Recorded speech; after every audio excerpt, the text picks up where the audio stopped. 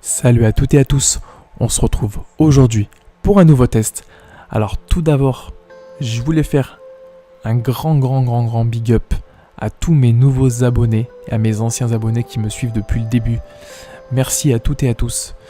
Parce que la chaîne, on va dire, elle a beaucoup évolué ces derniers jours, même ces dernières semaines. Et c'est vrai que c'est grâce à vous, donc je vous dis merci. Donc la semaine dernière, on s'est attaqué au DLC de Blood and Wine de The Witcher, donc vous pouvez toujours le retrouver sur ma chaîne. Et là, cette fois-ci, je me suis attaqué au nouveau Mirror Edge Catalyst.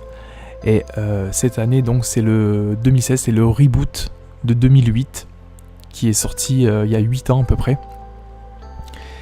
Et c'est vrai que ce jeu, on va dire, il m'intéressait dans le sens, j'avais fait le premier. Et je l'avais plutôt bien aimé, mais c'était pas non plus transcendant, mais j'avais bien aimé.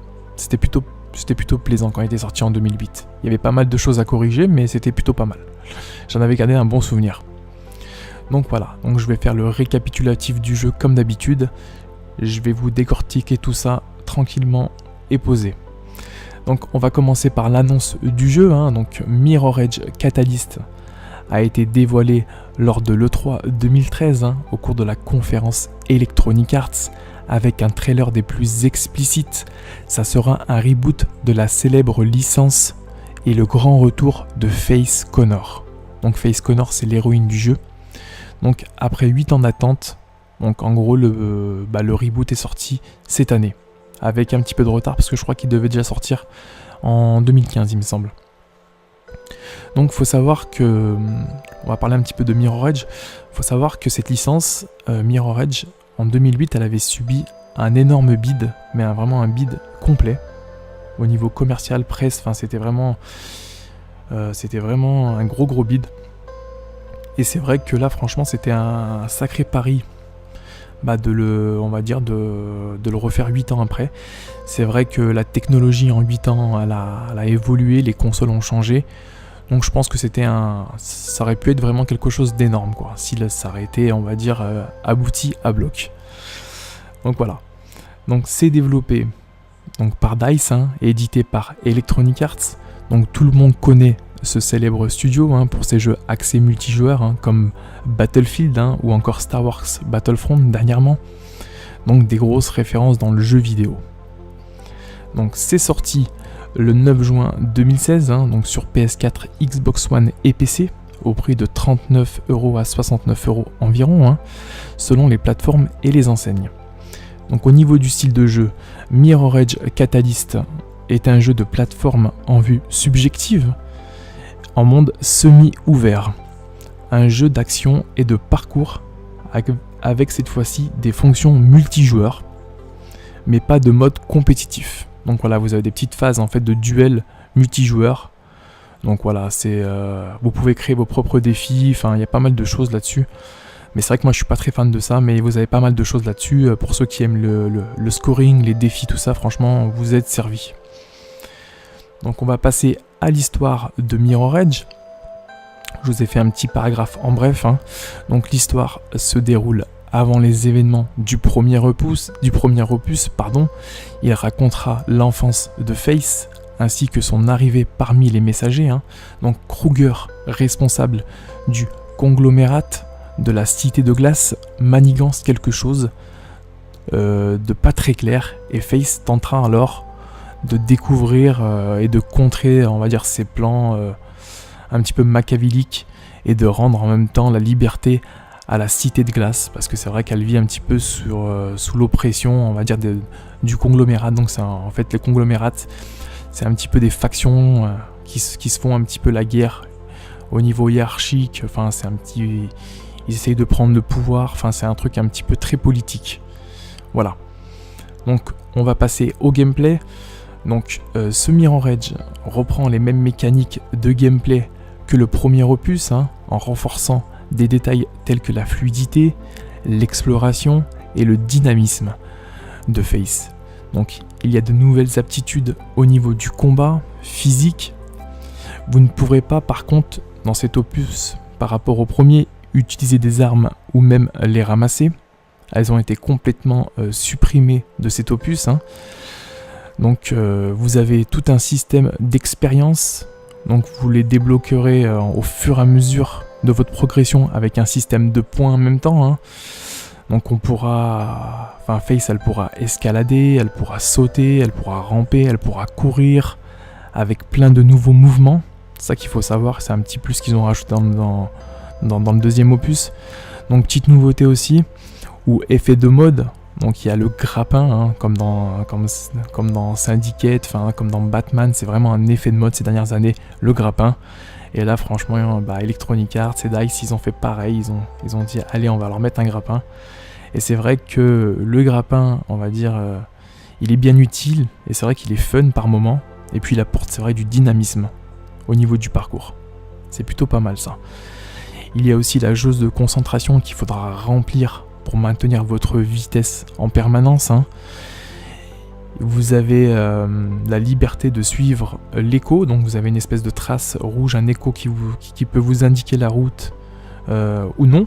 Donc ça vous indique le chemin où vous pouvez prendre un autre chemin. Donc le level design du jeu vous permet de prendre plusieurs chemins pour arriver à un point précis. C'est ça qui est pas mal dans ce jeu, c'est qu'en fait vous avez plusieurs chemins. Vous n'êtes pas obligé de prendre l'écho. Vous pouvez le désactiver, vous pouvez l'activer. C'est vous qui voyez quoi. Vous êtes totalement libre. Et ça c'est assez cool quoi. Donc dans ce Mirror Edge, le monde est beaucoup plus ouvert. Donc faut bien comprendre que c'est beaucoup plus ouvert au niveau des toits. Parce qu'après vous pouvez rentrer dans 2-3 bâtiments, mais c'est pas dingue non plus. Tout autour, des fois, vous avez des espèces de bars un peu lounge, tout ça. Vous pouvez pas rentrer, vous avez des entreprises. Voilà, faut bien comprendre que c'est vraiment 2-3 bâtiments, quoi. Donc c'est pour ça que j'ai dit au début, semi-ouvert, c'est important. Par contre, après, l'IA, franchement, est complètement débile. Franchement, l'IA, elle est complètement débile. Elle est pas du tout...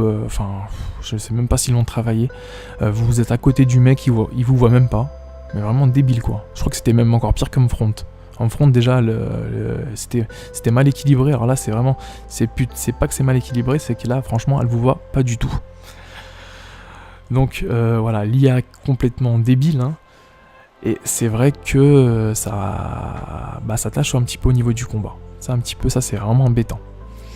Donc vous avez beaucoup de missions secondaires qui n'ont pas de grand intérêt aussi, c'est vraiment beaucoup de remplissage les missions, ça j'ai remarqué, il y a vraiment beaucoup de remplissage, les quêtes annexes, tout ça, c'est va me chercher un truc, va me dire un truc, franchement il n'y a aucun scénario, et ça je trouve que c'est pas du tout cool, et c'est plutôt rondonnant à la fin, c'est chiant même, voilà. Donc la map est assez grande, vous avez plusieurs quartiers et districts, on va dire partagés, donc c'est partagé en plusieurs quartiers, mais c'est vrai que moi j'ai remarqué dans le jeu, ce qui m'a vraiment le plus attristé dans ce jeu, et je me suis emmerdé, c'est la map, elle reste vide, mais vraiment vide quoi. On a l'impression de jouer seul, tout simplement. Et ça franchement c'était un des plus gros points faibles de ce jeu, c'est que je me suis dit, avec la technologie qu'ils ont aujourd'hui, on peut notamment remplir un monde, faire quelque chose de, je sais pas, de mettre un peu plus de vie, même si c'est sur des toits. Là, des fois, vous avez juste un gonze qui se promène, et encore, il bouge, il est immobile. Donc, c'est vrai que c'est vraiment le point faible du jeu, quoi, ça. Donc, vous avez vraiment l'impression de jouer tout seul. Et ça, franchement, c'est plutôt négatif. Donc, on va passer à l'ambiance et au graphisme. Donc, ce Mirror Edge a une DA assez réussie, très épurée et minimaliste.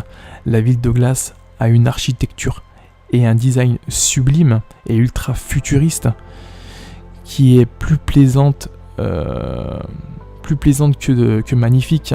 Franchement, il y a vraiment des choses très plaisantes, des magnifiques effets de lumière. Voilà, faut savoir que le jeu tourne sur le moteur Frostbite, donc voilà, c'est plutôt un bon moteur à l'origine chez DICE. Ils font de très très bons jeux avec ce moteur. Donc c'est vrai que il fait vraiment le taf le moteur quoi. Après c'est vrai qu'on regrettera le manque de vie, comme je vous l'ai dit dans le jeu, c'est vraiment, il n'y a rien du tout qui se passe, on se croirait vraiment que c'est vide de chez vide. Donc il y a un grand manque de vie dans la ville de glace, on a l'impression d'être vraiment seul, c'est vraiment dommage. Les personnages manquent cruellement de caractère. Alors je trouve que franchement il manque vraiment beaucoup de caractère. Par exemple, je vous prends Noah, c'est un petit peu on va dire le responsable, c'est un petit peu le chef de l'escouade, enfin un petit peu de la milice. Et ben j'ai trouvé qu'il ressemble il ressemble comme deux gouttes d'eau à Nathan Drake. Enfin je sais pas, je trouve qu'il a beaucoup de ressemblances. Alors je trouve qu'il n'y a pas beaucoup d'originalité, hein. Franchement il y a vraiment un manque d'originalité, on voit que ça a été un petit peu pompé quoi. Donc franchement ça c'est plutôt négatif aussi. Franchement je sais pas, quand tu fais un jeu, essaye de faire ton propre personnage. Parce que, je sais pas, Nathan Drake, voilà, c'est Nathan Drake, et Mirror Edge, enfin, ça n'a rien à voir. Après, ils vont te dire peut-être que c'est pas voulu, mais franchement, ça ressemble vraiment, quoi. Enfin, vraiment, franchement, il ressemble beaucoup, quoi. Donc, on va passer au niveau des bugs. Bah, franchement, il y a pas mal de bugs, hein, aussi, hein. C'est pas un jeu sans bugs, hein. Il y a pas mal de clipping, il y a pas mal de popping. Les textures sont pas toujours très propre quand on s'approche, c'est pas vraiment clair, hein. Il y a un effet de flou permanent qui est vraiment très très chiant aussi. Alors ça franchement c'est vraiment désagréable. Enfin voilà, franchement c'est vraiment relou quoi, cet effet flou. Donc c'est pour ça que le jeu est pas mal buggé sur 2-3 trucs, mais c'est vrai que artistiquement le jeu est quand même beau. Voilà, faut le dire, franchement le jeu au niveau du design, au niveau de l'architecture, franchement c'est une bombe. Alors, on va passer au scénario du jeu. Donc, pour moi, le scénario, bah, il est vraiment trop prévisible, hein, malheureusement. Hein. Aucune recherche, comme le premier opus d'ailleurs. Hein. Il est vraiment trop cliché, hein, vraiment faiblard. Les dialogues et les scènes sont ultra plates. Donc, c'est vraiment dommage. Je trouve qu'il y a de belles animations, mais voilà, je trouve que c'est plat. Il n'y a pas grand-chose qui se dégage de ces belles animations. Et c'est vraiment dommage, par contre, là.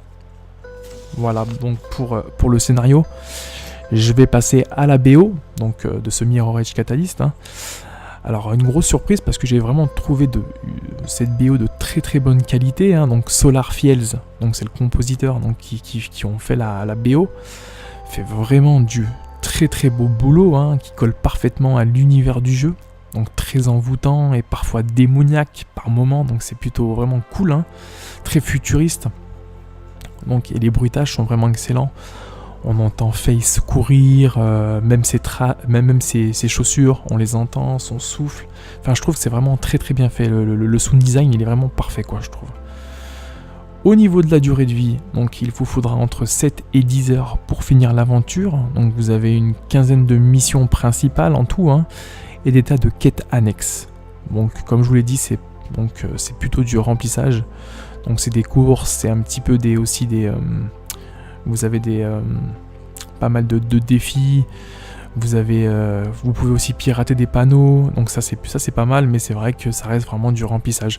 On a l'impression de s'ennuyer. Au bout d'un moment, c'est vraiment répétitif et franchement, on s'ennuie. Donc c'est vrai que la durée de vie au niveau principal est vraiment très très faible quoi, en général. Il n'y a pas vraiment un gros une quinzaine de missions. En plus, ça dure pas très très long. Pas beaucoup, il n'y a pas non plus de grosses phases de combat. Comme je vous ai dit, le combat c'est assez... c'est pas vraiment... Franchement, je l'ai pas trouvé top, moi. C'est vraiment redondant des fois, quoi. Donc, on va passer... conseiller le jeu ou non. Et bah écoutez, moi, personnellement, pour ce Mirror Edge, moi je vous le conseille pas du tout. Enfin, pour les fans en tout cas, attendez... Franchement, si vraiment vous êtes ultra fan, bah prenez-le. Mais franchement, autrement, prenez-le pas parce que je trouve que c'est un jeu qui n'est pas à la hauteur en fait. Franchement, vous pouvez passer votre chemin. Il y a bien mieux en ce moment. En plus, voilà, comme jeu. Et je trouve que le jeu manque de vie et c'est dommage. Donc c'est vrai que je suis peut-être un petit peu dur avec Mirror Edge. Mais moi, dans ma chaîne, je suis sans langue de bois. Je dis les choses clairement. Et c'est vrai que si les gens des fois sont influencés par mon test, ils achètent le jeu ou ils l'achètent pas, et ben je préfère qu'ils gardent 60 € ou 70 € dans leur poche, qu'ils se prennent un bon jeu au niveau scénario, au niveau action, que dépenser dans un jeu comme ça qui est plutôt un parcours. Voilà, tout simplement. On va passer aux points positifs et aux points négatifs de ce Mirror Edge Catalyst. Hein. Donc, les points positifs. Donc, on va commencer par la DA, hein, qui est juste sublime. Hein. Franchement, là-dessus, on est d'accord. Les sensations de vitesse, parfois, c'est vraiment pas mal. La BO qui est juste excellentes, hein, de très très très bonnes factures. Il y a des fois aussi des beaux panoramas magnifiques. Des fois vous avez des belles petites scènes, vous bloquez devant parce que c'est juste magnifique, hein. Donc il y a aussi, il faut savoir qu'il y a un cycle jour-nuit aussi, hein. Donc je vais passer au point négatif de ce Mirror Edge Catalyst. Donc le scénario, il est vraiment trop prévisible, comme je vous l'ai dit. Franchement, c'est vraiment à chier. La durée de vie est trop faible. Donc si vous comptez sur la quête principale, bah, vous allez vite déchanter. Donc il y a un gros manque de vie, hein, le manque de vie dans la cité de glace qui est vraiment... voilà, c'est vraiment dommage. Moi, quand je l'ai pris, je me suis dit, je sais pas, il va y avoir du monde, enfin voilà, il va y avoir des choses qui vont bouger. Et bah franchement, non, il n'y a rien. Il se passe rien. Franchement, j'ai vraiment halluciné parce qu'il se passe vraiment pas grand chose. Donc l'IA est vraiment trop débile, hein. Franchement, pas du tout maligne, vraiment rien d'exceptionnel. Il y a pas mal de bugs aussi, il y a du clipping, il y a du popping. Moi j'ai pas eu de baisse de framerate parce que le jeu tourne à 60 fps, j'ai pas eu ces problèmes là, c'est vrai, parce que je suis sur PS4, j'ai pas eu ce problème là. Mais c'est vrai qu'il y a comme je vous l'ai dit tout à l'heure, il y a un flou qui est juste très désagréable. Franchement c'est très désagréable. Et bien sûr, le dernier point négatif, bah, les personnages, pour moi, qui ont aucun caractère et aucune originalité. Et je trouve que c'est un petit peu dommage, parce que je trouve que ces personnages ne reflètent rien du tout. On aurait pu vraiment, on aurait pu vraiment mieux les travailler. Voilà, je pense que franchement, ce Mirror Edge, un petit peu la conclusion de ce Mirror Edge, je pense qu'on aurait pu faire un très bon jeu. On aurait pu faire un très bon jeu. Après, avec les années qui ont passé 8 ans quand même, on aurait peut-être prendre plus de temps, mais faire quelque chose de beaucoup plus énorme, même si c'est vrai que ça reste du parcours. C'est vrai que ça reste du parcours. Mais je pense qu'on aurait pu faire quelque chose avec DICE. Ils auraient pu faire quelque chose de, je pense, de beaucoup mieux au niveau de Mirror Edge. Et c'est un petit peu dommage. Donc voilà, c'est un petit peu, je pense que cette licence va un petit peu stagner dans le sens où j'ai pas les chiffres, mais je pense pas qu'elle s'est vendue à des milliers d'exemplaires. Voilà tout. Donc voilà, c'était tout pour ce Mirror Edge Catalyst, hein. Donc si vous avez des questions, n'hésitez pas à me les poser. Moi je vous retrouve très prochainement pour un nouveau test comme toutes les semaines, hein. Et puis d'ici là, bah, je vous dis encore un gros big up à tout le monde, hein. Mais ceux qui ont regardé mon test sont la bienvenue aussi, hein. Ceux qui sont tout nouveaux, bah, vous pouvez vous abonner, lâcher un petit commentaire, même les plus anciens, il n'y a pas de problème, hein. Vous êtes à la maison ici. Et je vous dis bah, moi à la prochaine, hein. Donc bah, n'oubliez pas de liker la vidéo, de vous abonner et de lâcher un petit com. Et moi je vous retrouve très prochainement pour un nouveau test. Surtout faites attention à vous, prenez soin de vous et profitez de la vie, c'est très important. Allez, bye bye, ciao.